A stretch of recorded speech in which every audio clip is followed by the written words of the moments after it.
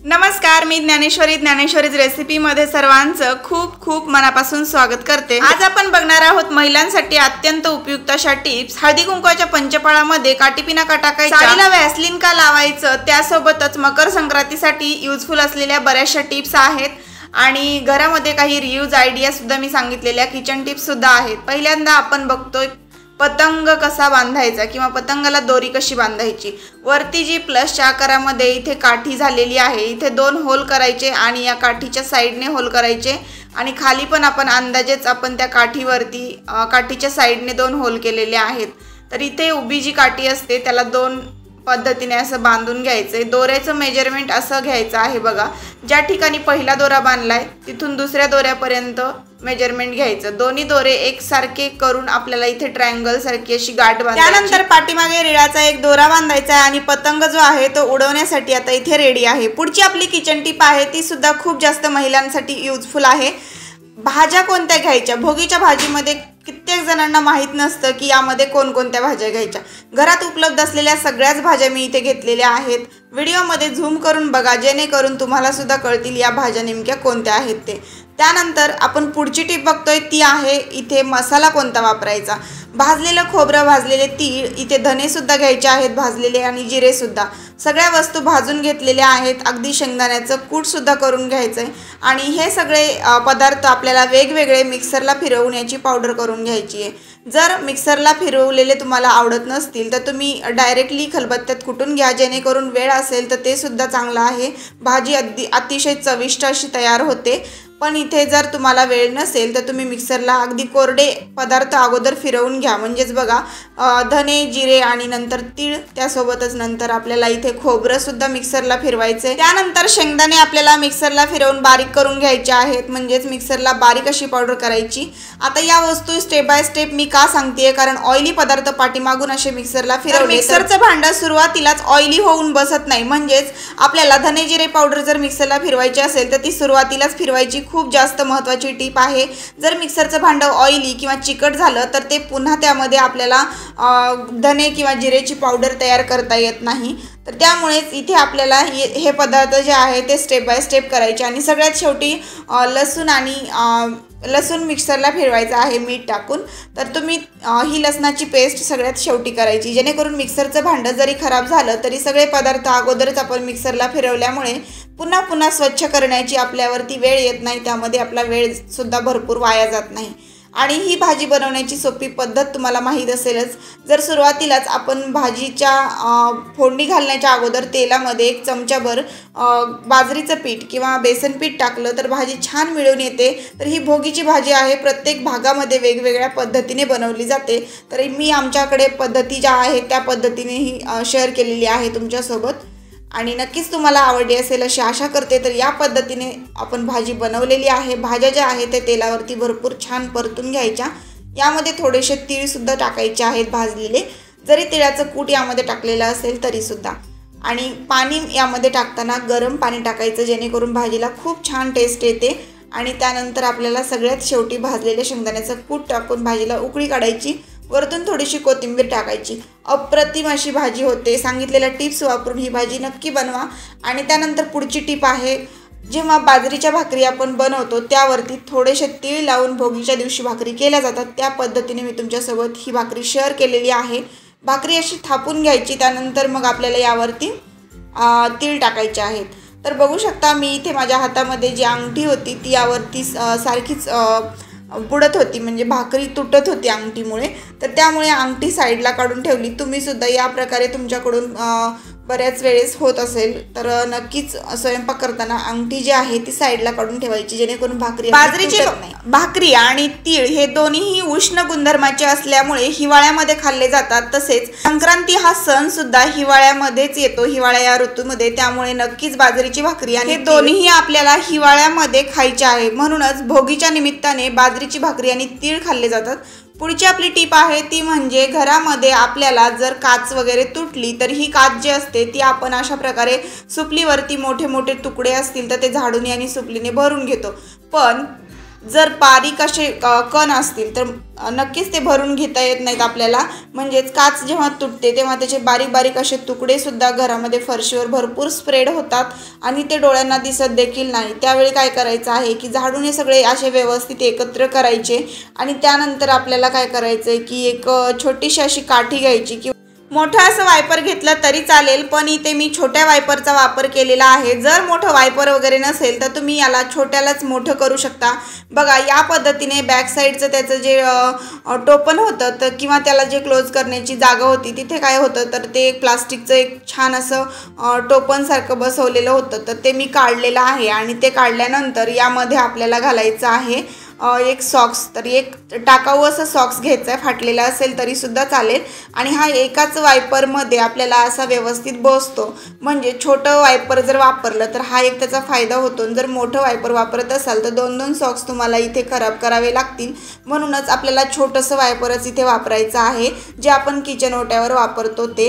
आणि त्यानंतर यावरती सॉक्स असा घालून टाकायचा आहे आणि त्यानंतर हे पूर्ण सॉक्स स्प्रेने ओलं करायचे. पाणी मी मारलेलं आहे यावरती. माझ्या स्प्रे बॉटलमध्ये ऑलरेडी पाणी आहे थोडंसं, त्यामध्ये शॅम्पू मिसळून ठेवलेला आहे मी. त्यामुळे ही फरशी आहे ती अगदी स्वच्छ तर निघते, पण त्यासोबत यावर चिटकलेले जे काही काचा असतील बारीक बारीक तर त्यासुद्धा या सॉक्सला चिटकून येतात आणि आपली फरशी जी आहे ती स्वच्छ होऊन त्यासोबतच यावरची काच वगैरे सगळी याला चिटकून आलेली आहे. आता हा सॉक्स नंतर पाण्यामध्ये मोकळ्या मी धुवून घेते आणि नंतर तो वाळत घालते. पुन्हा हा सॉक्स वापरण्यायोग्य आहे, त्यामुळे हा खराब नाही आहे. तर इथे तुम्ही बघू शकता एका सॉक्सच्या मदतीनेच आपण काय केलेलं आहे की ह्या काचा ज्या आहेत त्या भरून घेतल्या. ओलं कापड असल्यामुळे सगळ्या काचा याला चिटकून आलेल्या आहेत. पुढची आपली टीप आहे घरात पडलेल्या अशा प्रकारच्या प्लास्टिकच्या बॅग किंवा मग अशा प्रकारच्या प्लास्टिकच्या ना फाईल्स वगैरे असतात, त्या फाईलचे कवरसुद्धा असतात प्लास्टिकचे.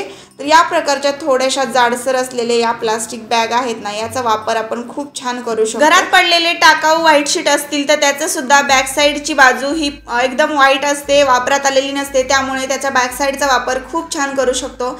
इथे मी घरात पडलेल्या टाकाऊ व्हाईट शीटवरतीच म्हणजेच त्याच्या बॅक साईडवरती टाइम टेबल बनवलेला आहे, जो मुलांना दररोज सकाळी लागतो आणि त्यामध्ये आपला भरपूर वेळ जाऊ नये म्हणूनच इथे मी आता याला छान असं व्यवस्थित यावरती लिहून ठेवलेला आहे टाइम टेबल. तर हा टाइम टेबल तुम्ही प्रिंटआउट देखील काढू शकता, पण त्यामध्ये भरपूर पैसे जातात आणि घरी केलं तर एक ॲक्टिव्हिटी मुलांना करायला मिळते. तर ही मुलांकडूनच करून घ्यायची, जेणेकरून आपल्या मुलांनासुद्धा सवय लागते की वेगवेगळ्या ॲक्टिव्हिटी स्वतः करण्याची आणि त्या केल्या की मग आनंदसुद्धा मुलांना तेवढाच होतो. बघू शकता एका टाकाऊ वस्तूचा इथे रियूज झाला, एका टाकाऊपासून टिकाऊ वस्तू आपण बनवलेली आहे. तर इथे टाकाऊ कागद, टाकाऊ पिशवी वापरली आणि इथे घरच्या घरीच टाइम टेबल तयार केला. अगदी वर्षभर खराब होणार नाही या पद्धतीने आपण याला ठेवलेलं आहे.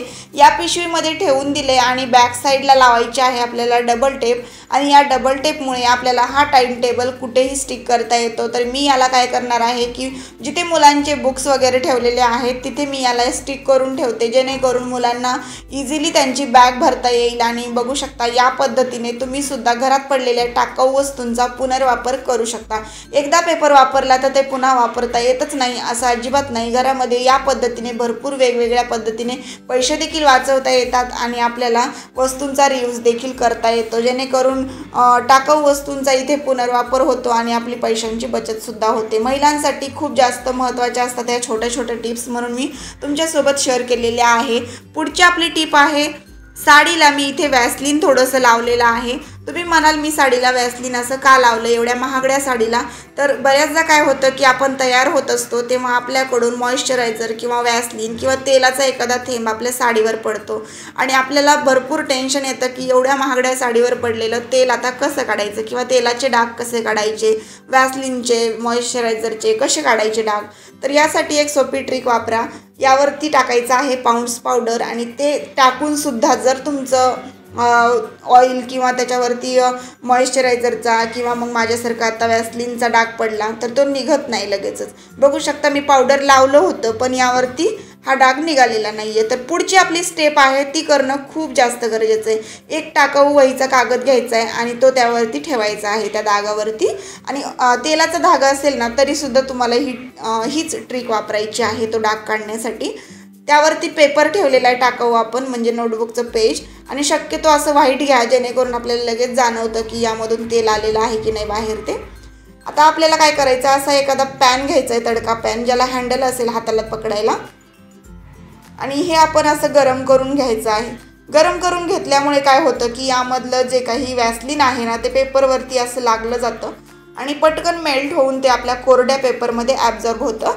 तर तुम्ही बघू शकता या गरम पॅनमुळे, या तडका पॅनमुळे गरम असल्यामुळे यामध्ये असलेलं सगळंच्या सगळं वॅसलीन जे आहे ते मेल्ट होतं आहे आणि पटकन कागदावरती लागलं जाते. कागदावर किती डाग झाले आहेत वॅसलीनचे. मागच्या काही दिवसांपूर्वी आपल्या चॅनलवर मला एक कमेंट आली होती आणि मला त्यावरती व्हिडिओ बनवायचाच होता की तेलाचे डाग महागड्या साड्यांवर पडले तर मग ते काढायचे कसे, यावरती व्हिडिओ बनवा. तर मग नक्कीच तुमच्यासोबत एक प्रयत्न जो आहे प्रामाणिक शेअर करण्याचा प्रयत्न केला आहे. कारण इथे पाऊंड्स पावडर टाकल्यानंतर एकदाच आपण पावडर टाकली आणि लगेच ती पुसून घेतली तर पूर्ण डाग निघून जाईल असं अजिबात नाही. ही पुढची स्टेप करणं गरजेचं आहे. पूर्ण डाग नाहीसा झालेला आहे, बघू शकता या ठिकाणी. तर तुम्ही आता मागे बघितलंच असेल की साडीवरती अजिबात डाग राहिलेला नाही आहे. पुन्हा पुन्हा थोडंसं पॅन गरम करायचं आहे आणि आपला जवळ डाग निघत नाही तोपर्यंत आपल्याला पेपरने ते असं तेल काढून घ्यायचं आहे किंवा त्यावरती असलेलं वॅसलीन काढून घ्यायचं आहे. ही टिप जी आहे संक्रांतीला तुम्हाला नक्कीच कामी येऊ शकते. पुढची आपली टीप आहे ती म्हणजे पंचपाळाच्या रिलेटेड. पंचपाळामधलं आपलं जे हळदी कुंकू असतं ना ते खराब होऊ नये म्हणून आपल्याला छोटीशी टीप वापरायची आहे. घरात आपण संक्रांतीला भरपूर आता हळदी कुंकू घेऊन येतो, जास्ती प्रमाणात असेल ना तरीसुद्धा ही टीप वापरू शकता. त्यामध्ये थोडंसं पाऊंड्स पावडर टाकायचं आहे आणि ते आपल्याला असं व्यवस्थित एखाद्या पिनाच्या मदतीने ते मिक्स करायचं आहे. पंचपाळामध्ये आपण असं बोटाने वगैरे ते मिक्स नाही करू शकत, त्यामुळे इथे काटीपिनाचा बॅक साईडचा पोर्शन वापरायचा आहे जेणेकरून काटीपिनाला सुद्धा हे चिटकलं जात नाही. आणि बघू शकता यामध्ये पावडर मिक्स केल्यामुळे आपलं कुंकू किंवा आपली हळद आहे ती कधीही खराब होत नाही. जास्त प्रमाणात आणलेलं संक्रांतीसाठी आणलेलं वर्षभर जरी हळदी कुंकू राहिलं तरी ही टीप तुम्ही वापरू शकता, अजिबात खराब होणार नाही. या पद्धतीने पंचपाळामध्ये काटीपिन ठेवाल तर नक्कीच आश्चर्यचकित व्हाल. त्यामुळे या काटीपिनाची ही ट्रिक तुम्हाला कशी वाटली नक्की कमेंटमध्ये सांगा. आजचा व्हिडिओ तुम्हाला जरी आवडला असेल तर व्हिडिओला लाईक करा आणि सगळ्या टिप्सपैकी तुम्हाला कुठली टिप आवडली हे मला कमेंट बॉक्समध्ये कळवायला अजिबात विसरू नका. आणि सगळ्यात महत्त्वाचं, नवीन असाल तर चॅनलला सबस्क्राईब करा, व्हिडिओला लाईक करा, जास्तीत जास्त तुमच्या मित्रपरिवारासोबत व्हिडिओ शेअर करा. पूर्ण व्हिडिओ पाहिल्याबद्दल सर्वांचे मनापासून धन्यवाद.